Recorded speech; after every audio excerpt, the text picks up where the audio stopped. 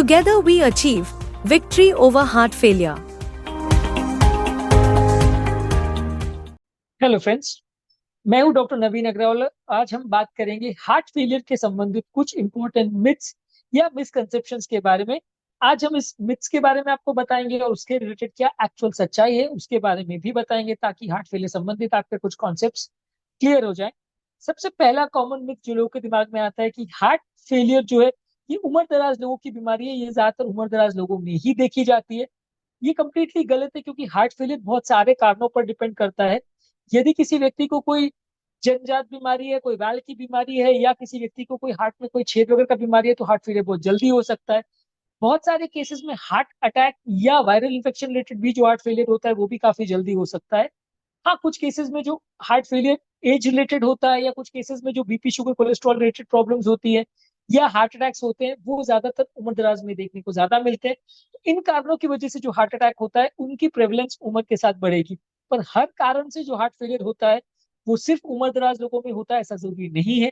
जो कारण से हार्ट फेलियर हो रहा है उसके हिसाब से डिसाइड होगा कि वो किस एज में हो सकता है।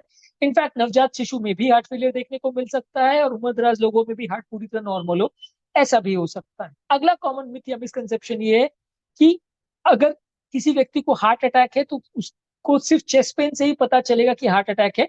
ये भी पूरी तरह से गलत है, क्योंकि ज्यादातर पेशेंट्स में चेस्ट पेन होता जरूर है, लेकिन बहुत सारे पेशेंट्स पेन एटिपिकल होता है। इनफैक्ट 10 से 20% पेशेंट में पेन ना भी हो और पेनलेस हार्ट अटैक हो, ऐसा भी हो सकता है।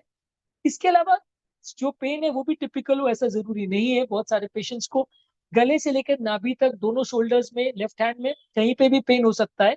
ज्यादातर केसेस में ये पेन लेफ्ट हैंड की तरफ जाता है, और वहां पे घबराहट, पसीना होना, बेचैनी होना, धड़कन बढ़ जाना, सांस फूलना, ये सारे सिम्टम्स होते हैं। लेकिन ये सारे सिम्टम्स ना हो ऐसा भी हो सकता है, और किसी पेशेंट में कोई सिम्टम हो और कोई ना हो ऐसा हो सकता है। हर एक पेशेंट का पेन का पैटर्न अलग तरीके का हो सकता है, इसलिए कोई फिक्स पैटर्न ऐसा डिसाइडेड नहीं है कि ये सारे फीचर्स मिलेंगे तो ही हार्ट अटैक होगा, ऐसा कोई जरूरी नहीं है। ये पैटर्न वेरी कर सकते हैं, और अलग अलग पेशेंट में अलग अलग तरह का पैटर्न आपको मिल सकता है। कई बार तो ये भी होता है कि पेन इतना ज्यादा वेरिड होता है कि पेशेंट को समझा पाना ही मुश्किल हो जाता है कि उसको ये जो पेन हो रहा है वो एसिडिटी का पेन या सिंपल मस्कुलर पेन नहीं, जबकि हार्ट अटैक है। तो ये कई बार पेन का पैटर्न की वजह से लोगों को इस तरह का कंफ्यूजन हो जाता है। अगला कॉमन मिथ या मिसकंसेप्शन ये है कि हार्ट फेलियर का मतलब ये है कि आपका हार्ट रुक गया। लोग कई बार कार्डियक अरेस्ट और हार्ट फेलियर को कंफ्यूज करते हैं। कार्डियक अरेस्ट का मतलब होता है हार्ट फिब्रिलेशन की वजह से हार्ट का रुक जाना, जबकि हार्ट फेलियर का सिंपल मतलब ये है कि हार्ट की पंपिंग क्षमता कम हो जाती है, जिसकी वजह से हार्ट को पूरे शरीर में जितना ब्लड पंप करने की आवश्यकता थी वो उतना नहीं कर पा रहा है, उससे कुछ कम कर पा रहा है। जितना ज्यादा वो ब्लड कम कर पा रहा है उसके हिसाब से सीवियरिटी हार्ट फेलियर की डिसाइड होती है। पर कार्डियक अरेस्ट और हार्ट फेलियर में बहुत ज्यादा फर्क है। कार्डियक अरेस्ट का मतलब हार्ट रुक जाना है, और हार्ट फेलियर का मतलब है कि हार्ट की पंपिंग क्षमता कम हो जाना। दोनों सेम चीजें नहीं है, और हार्ट फेलियर के साथ व्यक्ति कई सालों तक भी जी सकता है, जबकि कार्डियक अरेस्ट में व्यक्ति का 5-10 मिनट भी बचना कई बार मुश्किल हो जाता है। अगला कॉमन मिथ या मिसकंसेप्शन ये है कि लॉन्ग टर्म स्मोकर्स जो है वो अगर अपना स्मोकिंग बंद कर देते हैं तो वो अपने रिस्क को कम नहीं कर सकते। देखिए, ये जरूर फैक्ट है कि लंबे समय तक स्मोकिंग करने से कुछ बॉडी के टिश्यू सिग्निफिकेंटली डैमेज हो जाते हैं, परमानेंटली भी डैमेज हो जाते हैं, जो कि पूरी तरह रिवर्स नहीं होते। लेकिन काफी हद तक आपका रिस्क, अगर आप स्मोकिंग बंद कर देते हो तो काफी उसमें फायदा देखने को मिलता है। स्मोकिंग बंद करने के लगभग 1 साल के बाद आपका रिस्क जो है लगभग 50% तक ड्रॉप हो जाता है। और जैसे जैसे आप स्मोकिंग को कंटिन्यू करते हैं बंद रखना, लगभग 1 दशक तक यदि आप बंद उसको रखते हैं 10 साल तक, तो वो रिस्क लगभग नॉन स्मोकर लेवल पर आ जाएगा। इसमें एक और इम्पोर्टेंट पॉइंट ये भी है कि लोगों को अगर ये लगता है कि हम अपना स्मोकिंग बंद कर देंगे आज से और कल से हमारा रिस्क नॉर्मल हो जाएगा, तो ऐसा नहीं है। नॉन स्मोकर लेवल्स पर आने के लिए लगभग 10 वर्ष जितना समय लगता है यदि कोई व्यक्ति ने आज स्मोकिंग बंद करी है तो इसलिए स्मोकिंग बंद करने से आपको फायदा जरूर मिलेगा, लेकिन तुरंत नहीं मिलेगा। 1 वर्ष में आपका रिस्क 50% कम हो जाएगा, और 10 वर्ष में आपका रिस्क 0% हो जाएगा। ये एक स्लो प्रोसेस है, और आपको कंटिन्यूस बंद रखना पड़ेगा। यदि कोई ऐसा व्यक्ति है जो बीच बीच में कंटिन्यू स्मोक कर रहा है या अपनी स्मोकिंग बंद नहीं कर पा रहा है, तो उसका रिस्क भी कम नहीं होगा। उसका रिस्क उसके स्मोकिंग स्टेटस के हिसाब से बंद, चालू या कम ज्यादा होता रहेगा। और लास्ट इंपॉर्टेंट मिथ है जिसके बारे में आज हम बात करने वाले हैं, वो ये है कि यदि किसी व्यक्ति को अगर हार्ट अटैक है तो उसको एक्सरसाइज नहीं करनी चाहिए। यूजली एक्सरसाइज करने से हार्ट अटैक और हार्ट फेलियर दोनों ही केसेस में फायदा मिलता है।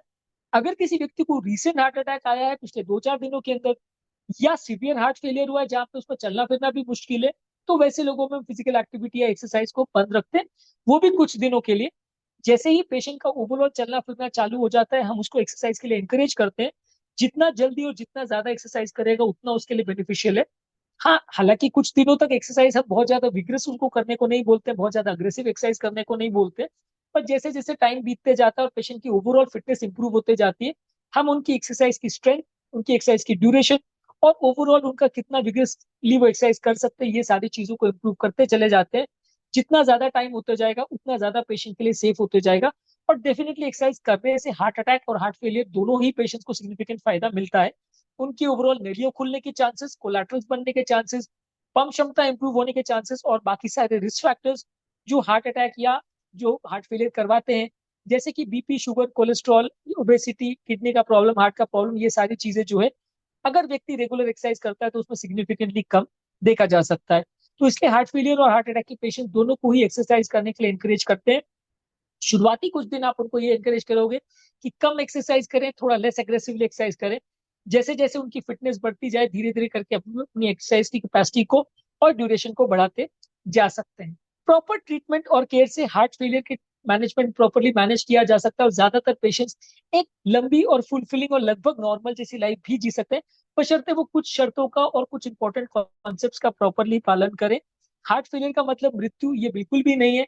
हार्ट फेलियर के साथ भी पेशेंट लगभग नॉर्मल लाइफ जी सकता है। ये मैसेज हम आपको आज कन्वे करना चाहते हैं, और अगर हम ये मैसेज कन्वे करने में सक्सेसफुल हो पाए तो I will be really happy कि मेरा पॉडकास्ट का जो पर्पस है वो सर्व हो पाए। Thank you.